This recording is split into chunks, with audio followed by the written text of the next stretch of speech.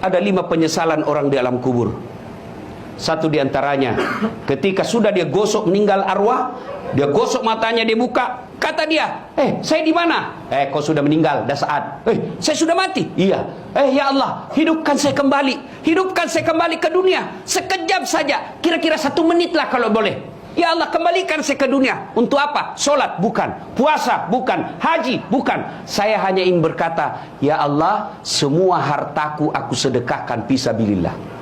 Kenapa bukan minta solat? Karena solat hanya bisa dapat pahalanya ketika kita masih solat. Haji hanya bisa kita dapat ketika kita haji. Puasa hanya kita dapat ketika kita puasa. Tapi sedekah, meskipun sudah tulang belulang hancur, kita tetap mengalir. Itulah yang disebut sedekah jariah. Keliru Bapak Ibu yang Allah kasih rezeki, Bapak tidak bersedekah. Keliru. Dan Alhamdulillah, makin bersedekah, Allah makin ganti. Maka almarhum almarhumah, insya Allah lapang kuburnya karena ada sedekah beliau. Yang ketiga, yang akan menolong kita di alam kubur adalah ilmu yang bermanfaat. Almarhum almarhumah, beliau suami istri, tokoh pendidikan. Itulah ilmu yang bermanfaat. Ketika diajarkan ilmu hukum kepada mahasiswanya, diajarkan tentang keadilan, lalu anak mahasiswanya menjadi pengacara yang membela dan menegakkan keadilan, selama itu juga amal-amal akan mengalir. Maka karena itu, ibu bapak kalau dapat konten-konten dakwah, jangan berhenti di grup, jangan berhenti di HP bapak, sebarkan. Bapak punya 10 grup WhatsApp, satu grup 100 orang, kirim, 1000 orang yang terima. Kalau ada yang mengamalkan 5 orang, selama 5 orang itu amalkan, Bapak dapat pahala seperti pahalanya penceramah tanpa mengurangi pahala penceramah. Ilmu yang bermanfaat adalah yang bisa menyelamatkan kita di alam kubur. Inilah 3 yang akan terus mengalir meskipun kita sudah di alam kubur, bahkan sudah habis tulang belulang kita. Anak yang soleh dan soleha, sedekah harta, kemudian ilmu yang bermanfaat. Dan orang yang ada di alam kubur sekarang masih transit, belum sampai surga, termasuk Rasulullah Muhammad SAW. Dan siapa yang paling menderita di alam kubur?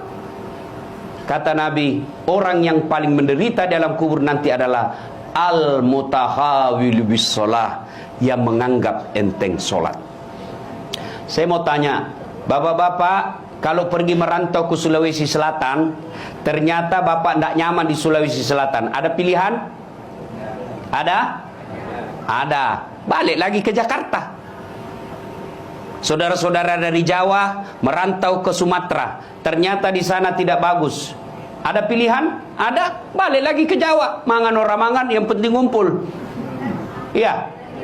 Iya toh? Bapak-bapak kalah pil caleg, ada pilihan?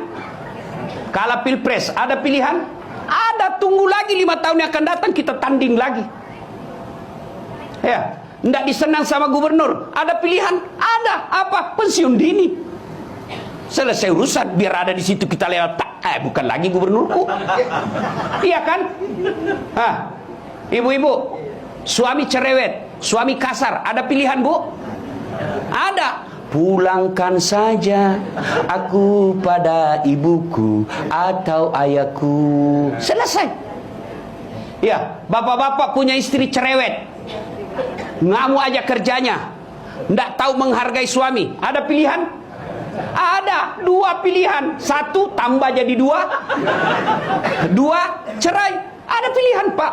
Maknanya bapak menderita di dunia masih ada pilihan. Dan tidak ada orang menderita di dunia dari bangun sampai tidur sampai bangun lagi menderita 24 jam. Tidak, pasti ada senyum-senyumnya. Tapi kalau bapak masuk kubur, ada pilihan? Ibu-ibu masuk kubur, ada pilihan? Nggak nyaman pertanyaannya, keluar dulu. Begitu bapak keluar, viral satu dunia pak. Ya.